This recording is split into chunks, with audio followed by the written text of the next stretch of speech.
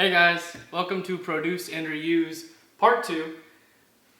In Part 1 we made chicken parmesan and we made marinara sauce, and with that leftover marinara sauce, tonight we are going to be making eggplant parmesan sandwiches, and I am so excited for this. I hope you are too, so let's get cooking.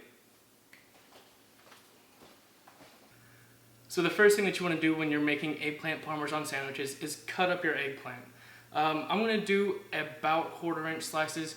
You can do thicker slices, you can do thinner slices. It's really up to what you prefer, so let's get started.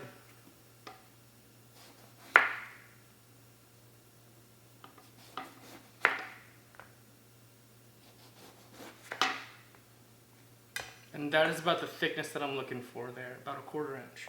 So let's keep going. So now that we have the eggplant all sliced up, we're going to want to get some of the pieces that we like and put them on a baking sheet. You can line it with a paper towel, or you can have a rack like I have here. And we're going to want to put them on here because we need to salt the eggplant at least 30 minutes before we cook with it.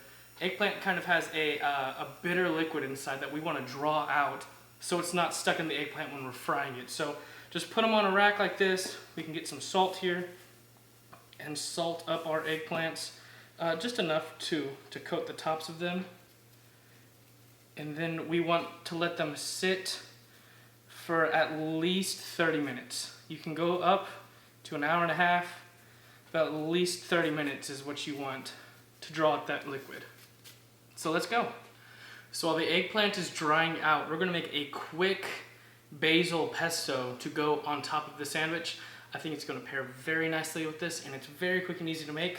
So first, you obviously are gonna need some basil.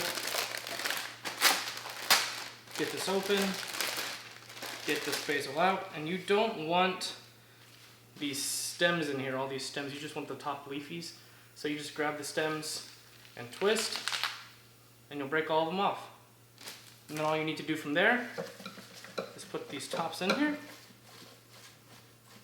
along with a clove of garlic, some Parmesan cheese that we're gonna crumble just a little,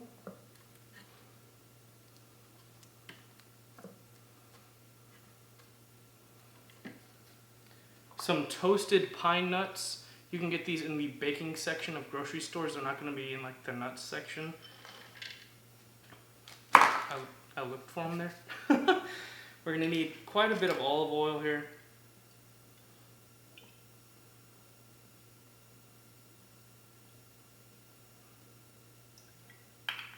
And then a little bit of salt, because that Parmesan cheese already has quite a bit of salt in it. So we'll just do a couple twists, and then black pepper to your taste.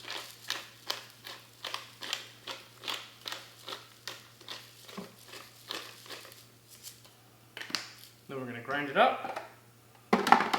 And you're probably going to need to add more olive oil while you're grinding this. And I'll show you what it's like when it's done.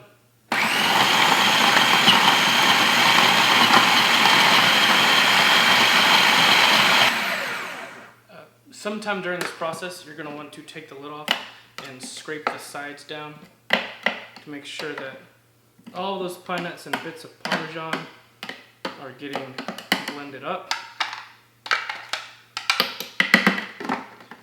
And then we'll keep going. And when it's done, you want to take the lid off, carefully put it down not to get it everywhere, get a spoon, and just give it a taste.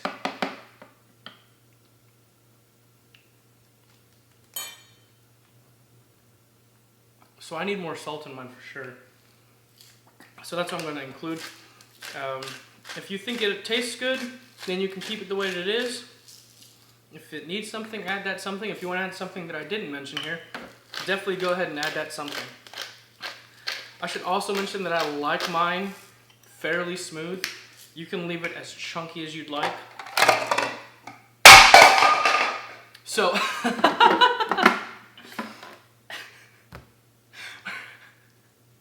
we're gonna keep going. Let me get that lid.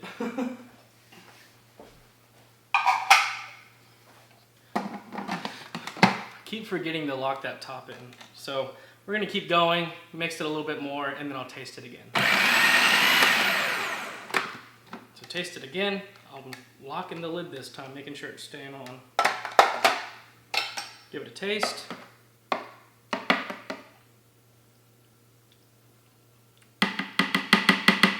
And if it tastes good, then you can take it out and put it in the fridge and let it sit.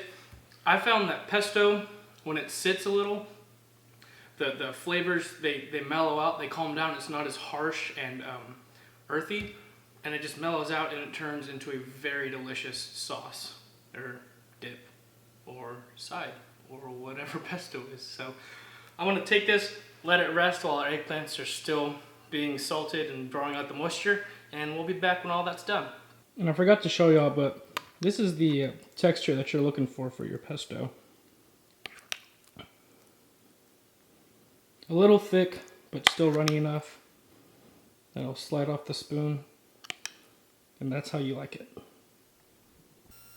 So it's been around 30 minutes, a little bit longer actually, since we've salted these eggplants. And you can see on them, there is some brown liquid coming out. They're all releasing moisture. And that's good. And like I said, 30 minutes is the absolute minimum. You can go up an hour, hour and a half if you want to. But now, since they've rested long enough, we're going to rinse them off in the sink and then pat them dry with some paper towels. So I'm going to do that and I'll be right back.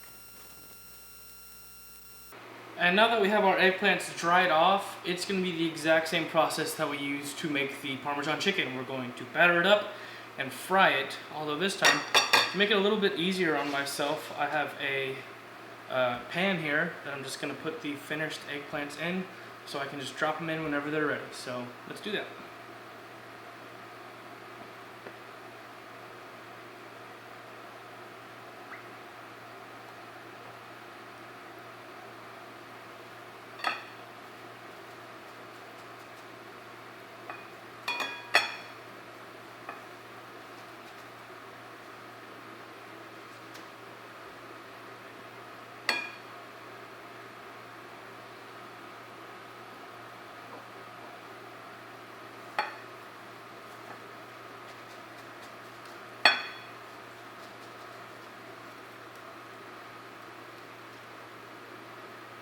So our eggplants are nice and coated, our oil is heated up and ready to go. So we're just gonna start frying them. So just take your eggplants, lay them in the oil away from you. I'm just gonna do 4 at a time. And then with these last 4, I'm actually going to put them on a plate over here so I can reuse this pan as another little drip dry rack. So these don't need to cook long, just until they are golden and tender and crispy. So yeah, we'll get on that. And when these look good enough to take out, place them on your drying rack or your paper towels and put in your second batch.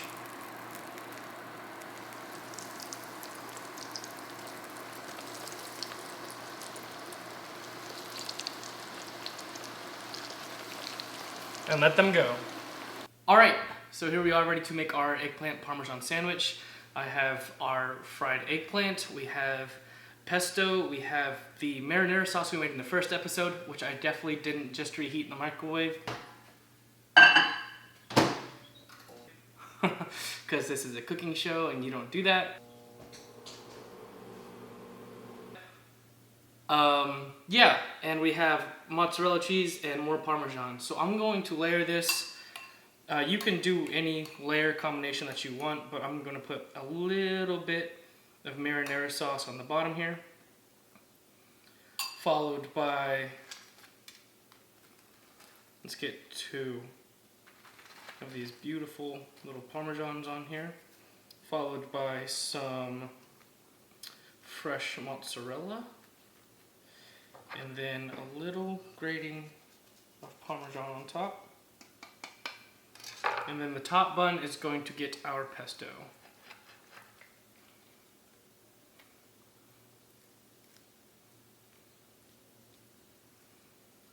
And then if you want to be really extra and put this in the toaster oven on broil and get this nice and crispy, you can, but I don't think I'm gonna.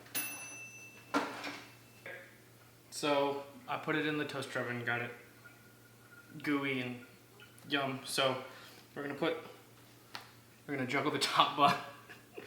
We're gonna put it on, and yeah, there's our sandwich. Let me get a couple of pictures, close-ups, and then I'll cut it in half, give you the cross section, and then I am ready to eat. So let's do this. So I know what you're thinking, Jacob, why is there only half a sandwich on your cutting board when there was a full one in the previous scene? Well, that's because in my big ol' intellectual brain, after I paused the camera, I forgot to record everything else afterwards. So I cut the sandwich in half, I ate it, I enjoyed a terribly hot sandwich, and then I recorded my outro, all to no one. So I can tell you, in that 30-second clip of me just devouring half a sandwich, that this sandwich is incredibly good. I'll take another bite, actually, just to prove it to you. So, I'm not gonna deny eating half a sandwich 30 seconds ago and getting burned in the process, and then going back and enjoying that same sandwich again to the exact same reaction, because this sandwich is that good. Okay, so now that I know that this is recording, and I'm starting to not be able to help myself here,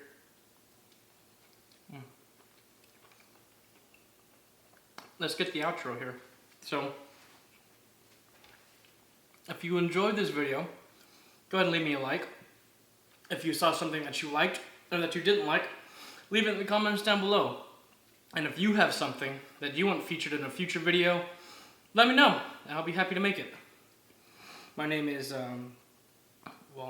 Jacob Kelly, and this sandwich is currently fogging my brain.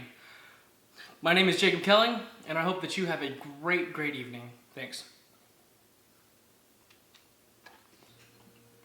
Oh!